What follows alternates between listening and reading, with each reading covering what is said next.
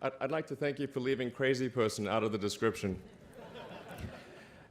So I thought, I was trying to think, what is the most useful thing that I could, what could I say that could actually be helpful or useful to you in the future? And I thought perhaps tell the story of how I sort of came to be here. How did some of these things happen? And maybe there's some lessons there, because I often find myself wondering, how did this happen? So when I was young, I didn't really know what I was going to do when I got older. People kept asking me, but then eventually I thought that the idea of inventing things would be really cool. And the reason I thought that was because I read a quote from Arthur C. Clarke, which said that a sufficiently advanced technology is indistinguishable from magic. And that's really true. If you go back, say, 300 years, the things that we take for granted today would be, you'd be burned at the stake for. Being able to fly, that's crazy. Being able to see over long distances, being able to communicate, having effectively, with the internet, a group mind of sorts, and having access to all the world's information instantly from almost anywhere on the earth. This is stuff that really would be magic, or would be considered magic in times past. In fact, I think it actually goes beyond that, because there are many things that we take for granted today that weren't even imagined in times past. They weren't even in the realm of magic. So it actually goes beyond that. So I thought, well, if I can do some of those things, basically if I can advance technology, then that's like magic, and that would be really cool. And I also had sort of a slight existential crisis, because I was trying to figure out what does it all mean? Like, what's the purpose of things? And I came to the conclusion that if we can advance the knowledge of the world, if we can do things that expand the scope and scale of consciousness, then we're better able to ask the right questions and become more enlightened, and that's really the only way forward. So I studied physics and business, because I figured in order to do a lot of these things, you need to know how the universe works, and you need to know how the economy works. And you also need to be able to bring a lot of people together to work with you to create something, because it's very difficult to do something as an individual if it's a significant technology. So I originally came out to California to try to figure out how to improve the energy density of electric vehicles, basically to try to figure out if there was an advanced capacitor that could serve as an alternative to batteries. And that was in '95, and that's also when the internet started to happen. And I thought, well, I can either pursue this technology where success may not be one of the possible outcomes, which is always tricky, or participate in the internet and be part of it. So I decided to drop out. And obviously, fortunately, we're past graduation, so I can't be accused of recommending that to you. So did some internet stuff. Did a few things here and there. One of which was PayPal. And I think maybe it's helpful to say one of the things that was important there in the creation of PayPal was kind of how it started, because initially, the initial thought was with PayPal was to create an agglomeration of financial services, so to have one place where all of your financial services needs would be seamlessly integrated and work smoothly. And then we had like a little feature which was to do email payments. And whenever we'd show the system off to someone, we'd show the hard part, which was the agglomeration of financial services, which was quite difficult to put together. Nobody was interested. Then we'd show people email payments, which was actually quite easy, and everybody was interested. So this is, I think it's important to take feedback from your environment. You want to be as closed loop as possible. So we focused on email payments and really try to make that work, and that's what really got things to take off. But if we hadn't responded to what people said, then we probably would not have been successful. So it's important to look for things like that and focus on them when you see them, and you correct your prior assumptions. And then going from PayPal, I thought, well, what are some of the other problems that are likely to most affect the future of humanity?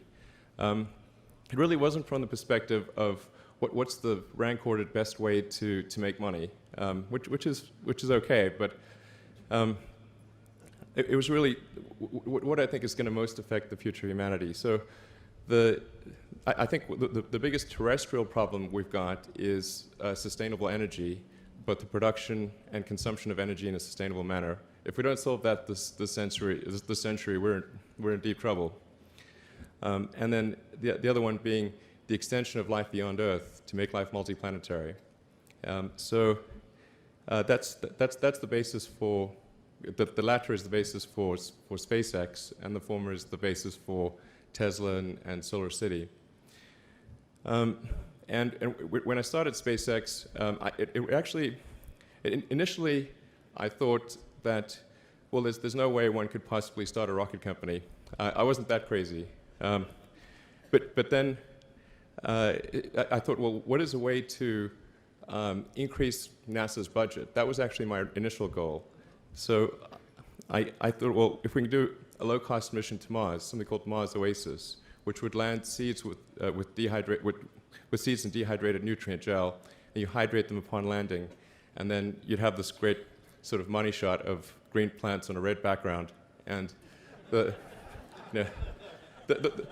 public tends to respond to precedents and superlatives, and this would be the first life on Mars, the furthest that life's ever traveled, as far as we know, and I thought, well, that would get people really excited, and therefore increase NASA's budget. So obviously, the financial outcome from such a mission would probably be zero. So anything better than that was on the upside. So I actually went to Russia 3 times to look at buying a refurbished ICBM. Because that was the best deal.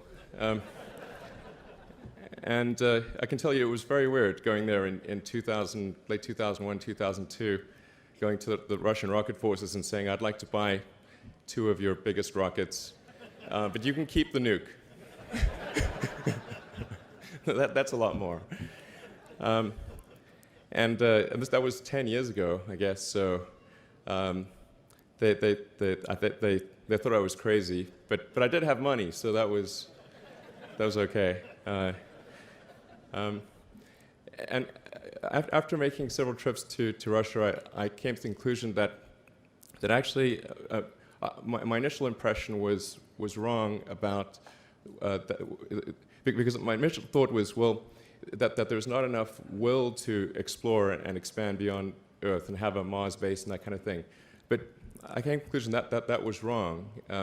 In fact, there's plenty of will, particularly in the United States, because the United States is a nation of explorers, of people who came here from other parts of the world.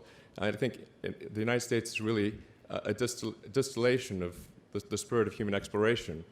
So, but if people think it's impossible, then, or it's going to completely break the federal budget, then they're not going to do it. So after my 3rd trip, I said, okay, well, what we really need to do here is try to solve the space transport problem, and started SpaceX. This was against the advice of pretty much everyone I talked to. One friend made me sit down and watch a bunch of videos of rockets blowing up. Let me tell you, he wasn't far wrong. It was tough going there in the beginning because I'd never built anything physical. I mean, I'd built like little model rockets as a kid and that kind of thing, but I'd never had a company that built anything physical. So I had to kind of figure out how to do all these things and bring together the right team of people, and And so we did all that and then failed 3 times.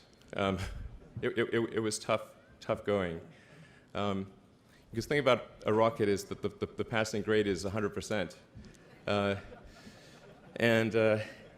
You don't get to actually test the rocket in the real environment that it's going to be in. So I think the best analogy for rocket engineering is like if you want to create a really complicated bit of software, you can't run the software as an integrated whole, and you can't run it on the computer it's intended to run on. But the first time you put it all together and run it on that computer, it must run with no bugs. That's basically the essence of it. So we missed the mark there. The first launch, I was picking up bits of rocket near the launch site. It was a bit sad. But we learned with each successive flight, and we're able to, eventually with the 4th flight in 2008, reach orbit. And that was also with the last bit of money that we had. So thank goodness that happened. I think the saying is 4th time's the charm. So we got the Falcon 1 to orbit, and then began to scale that up to the Falcon 9, which is about an order of magnitude more thrust. It's around 1 million pounds of thrust. And we managed to get that to orbit, and then developed a Dragon spacecraft, which recently was able to dock and return to Earth from the space station. That was...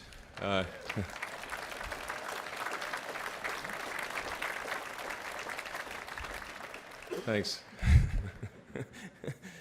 That was a white-knuckled event. Yeah, it's a huge relief. Still can't quite believe it actually happened.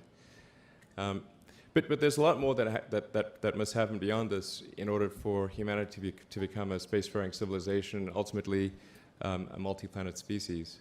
And that's something I think it's vitally important, and I hope that some of you will participate in that, either at SpaceX or at other companies, because it's just really one of the most important things for the preservation and extension of consciousness. I mean, it's worth noting, as I'm sure people are aware, the Earth has been around for 4 billion years, and civilization, at least in terms of having writing, has been around for 10,000 years, and that's being generous. It's really somewhat of a tenuous existence that civilization and consciousness, as we know it, has been on Earth, and I think I'm actually fairly optimistic about the future of Earth. So I don't want to sort of people to have the wrong impression that I think we're all about to die. I think things will most likely be okay for a long time on Earth, but not for sure, but most likely. But even if it's sort of 99% likely, a 1% chance is still worth spending a fair bit of effort to ensure that we've backed up the biosphere, planetary redundancy, if you will. So I think it's really quite important. And in order to do that, there's a breakthrough that needs to occur, which is to create a rapidly and completely reusable transport system to Mars, which is one of those things that's right on the borderline of impossible. But that's sort of the thing that we're going to try to achieve there with SpaceX.